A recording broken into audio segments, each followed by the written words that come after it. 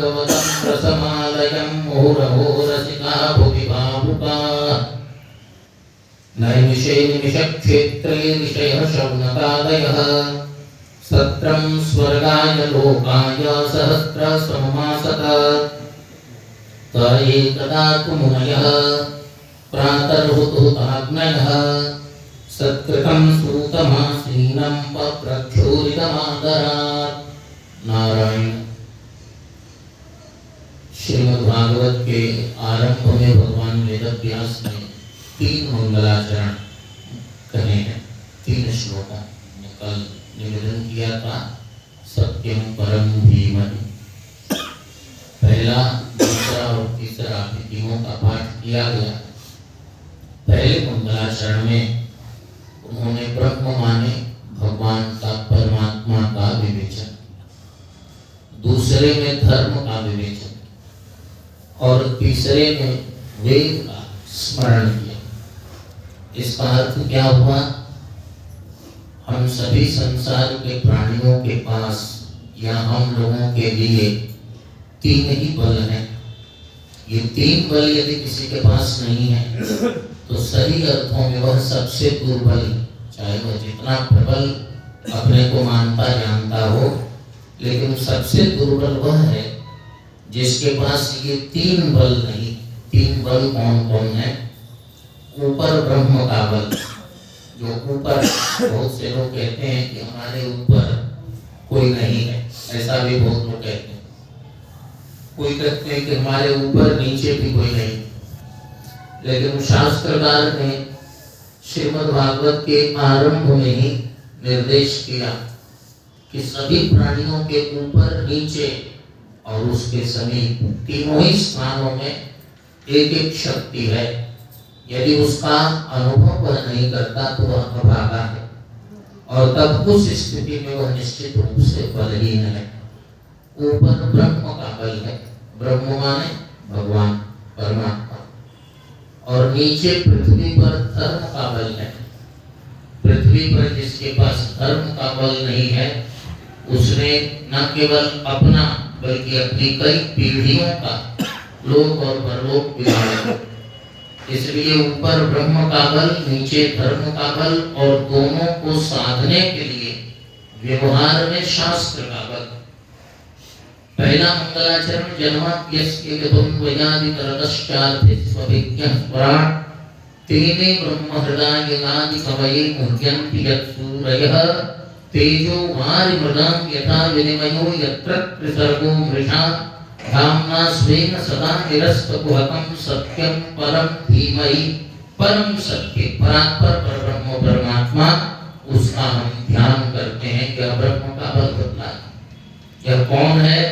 वेदांत दर्शन के दूसरे सूत्र से जन्माद्यस्य अर्थात अस्य माने संसार के, जन्मादि माने जन्म आदि क्रियाएं, और यतः माने जहां से होती हैं, पंचमी विभक्ति है यतः।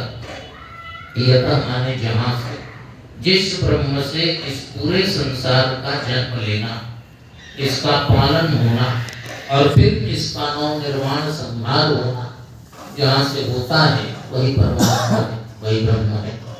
तो जन्माद्यस्य, इससे शुरू करके, उस ब्रह्म से शुरू करके, उससे हमारा कितना सन्निकट संबंध है। कहा हमारा जीना, हमारा मरना, हमारा रहना सब उसी के कारण है, और उसी के द्वारा पालन भी करने वाला वही है, निर्माण करने वाला वही है, और संहार के ज्ञान से नव निर्माण करने वाला।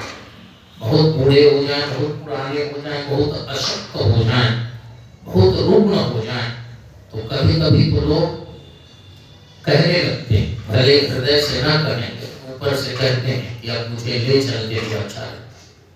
तो भगवान कहते हैं कि ले तो नहीं चलूंगा, लेकिन बदल कर दूसरे रूप में फिर दे देता। ठीक है, यही रहो, लेकिन बदल। जिस पीड़ा के कारण तुम्हें ले चलने वाली बात हो गई, तो वो पीड़ा भी दूर हो जाए। नया शरीर, नव निर्माण, ये हो गया ब्रह्म का। दूसरे श्लोक में, पहले श्लोक का एक और लक्षण कहते हैं, इसमें गायत्री छंद है। इसका मतलब वेद, वेद माता गायत्री, और वेद वेद्य परात्पर परब्रह्म परमात्मा तीनों इस एक ही श्लोक में सन्निहित हैं। और एक श्लोक का या इस एक श्लोक के व्याज से श्रीमद् भागवत का आश्रयण कर लिया जाए तो वेद माता गायत्री और वेद वेद्य परात्पर परब्रह्म परमात्मा तीनों की साधना पूरी हो जाए। तीनों के फल को प्रदान करने वाला यह शास्त्र है। दूसरे श्लोक की शुरुआत धर्म से, धर्म प्रोज्जित ब्रह्मो, पहले में ब्रह्म का जन्माद्यस्य इस सूत्र से यतः, और दूसरे में धर्म का, धर्म प्रोज्जित ब्रह्मो निर्मत्सराणाम सदाम, सदाम सज्जनानाम, वे सज्जन कैसे हैं? कहा निर्मत्सराणाम, जिनका हृदय संपूर्ण मत्सर मात्सर्यों से विरहित हो गया है, निर्मल हो गया। मत्सर कहते हैं ईर्ष्या, ये होती कभी कभी अवस्था के कारण जब एज कंपटीशन का होता है तो एक दूसरे के प्रतिस्पर्धी होते हैं तो अपने बारे में कम चिंता होती है, दूसरे के बारे में ज्यादा होती है। कौन टॉप कर रहा है, कौन टॉप कर गया, कैसे कर गया, ये सब तो अवस्था एक बढ़ जाती है। तो उसके बाद ये मत्सर मात्सर्य खत्म हो जाते हैं और कभी कभी ये जीवन भर नहीं खत्म होते।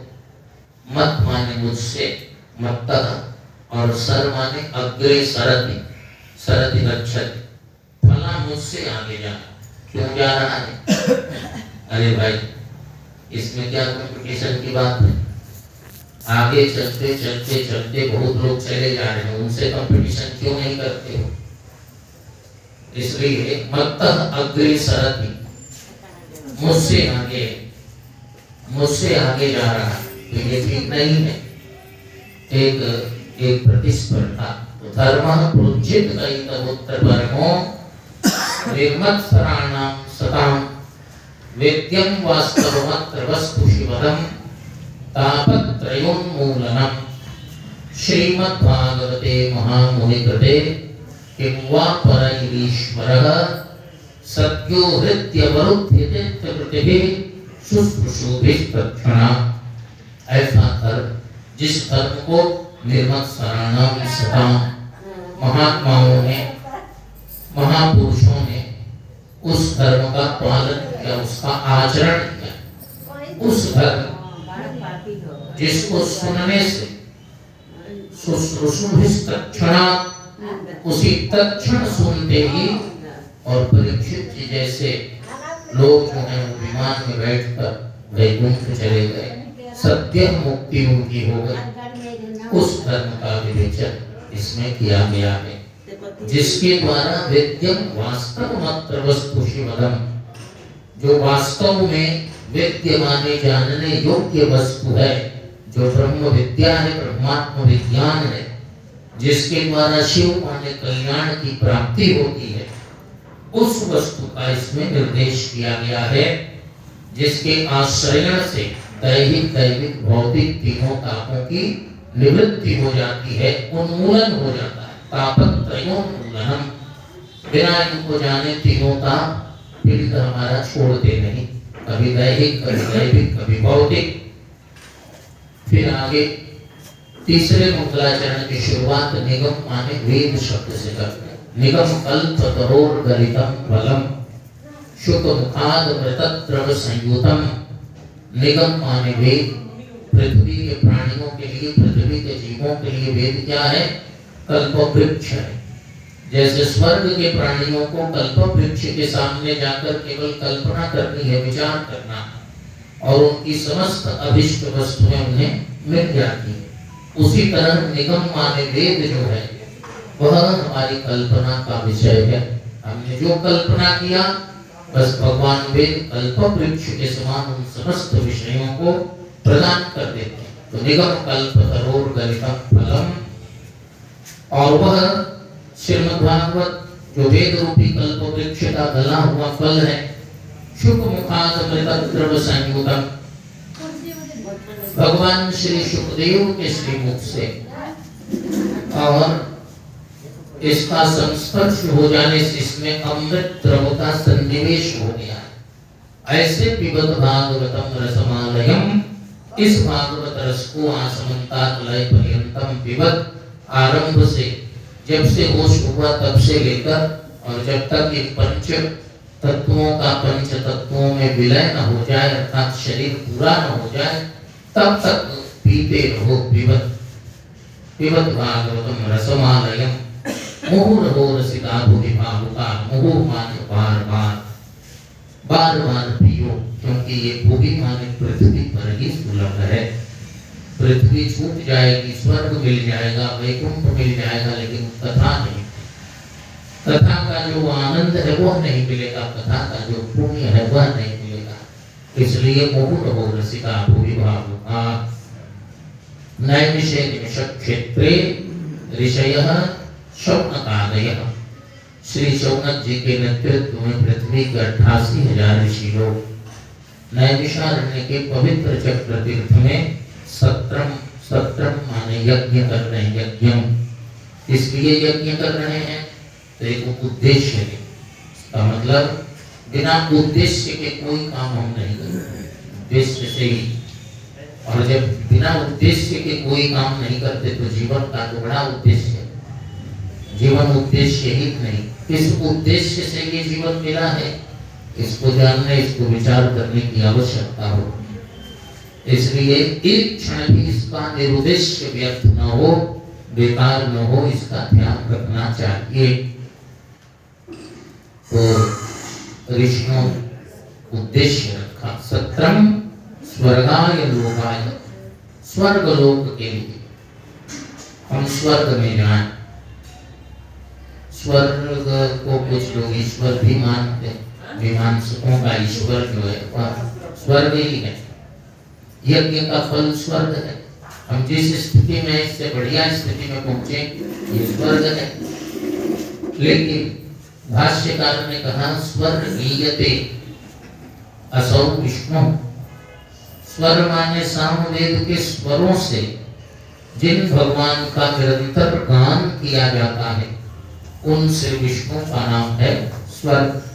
अर्थात यज्ञ का, तप का, स्वाध्याय का, प्रवचन का और तो और समग्र रूप से इस मानव जीवन का उद्देश्य क्या है?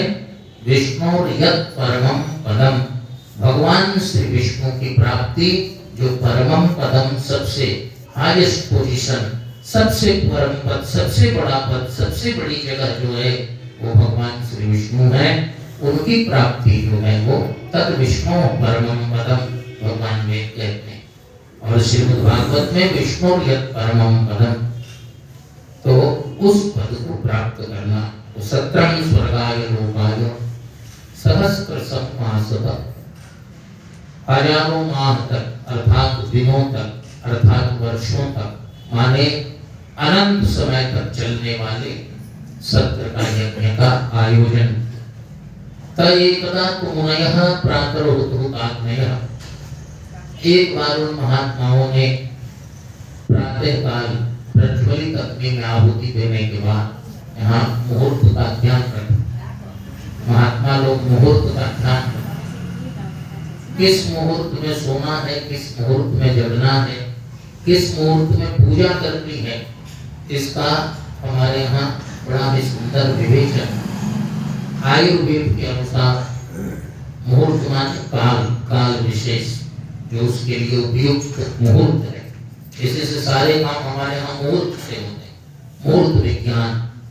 अब इसमें कभी कभी गलतफहमी हो जाती, भ्रम हो जाता।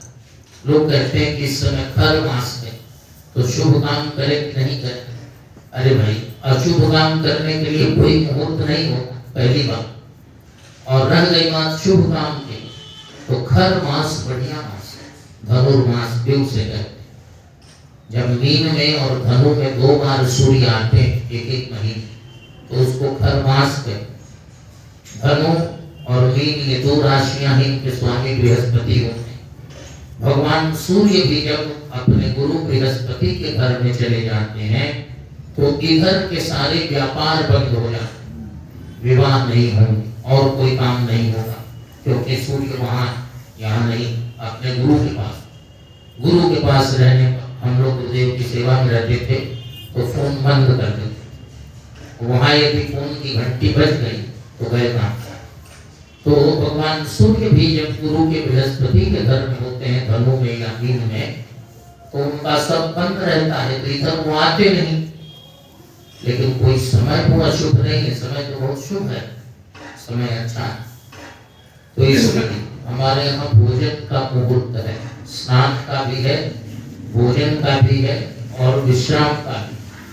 अब यदि आपने भोजन के मुहूर्त में भोजन नहीं किया तो क्या अन्य मुहूर्त अशुभ हो गए? नहीं। दूसरी बात, आयुर्वेद के अनुसार यदि भोजन के मुहूर्त में भोजन नहीं और शयन माने विश्राम के मुहूर्त में आपने शयन नहीं, तो आपका वह भोजन और आपका वह शयन मिथ्या आहार विहार कहलाता है आयुर्वेद की शब्दावली। और यही मिथ्या आहार विहार कई प्रकार का डिसऑर्डर, कई प्रकार की बीमारियां, कई प्रकार की शारीरिक विकृतियों को उत्पन्न कर देता है। इसलिए ऐसी स्थिति में मुहूर्त यज्ञ का भी, स्नान का मुहूर्त है, उसी तरह पूजन का, जो पूजन का मुहूर्त है उसको कहते हैं प्रातः काल। प्रातः काल, जगने का भी मुहूर्त प्रातः काल।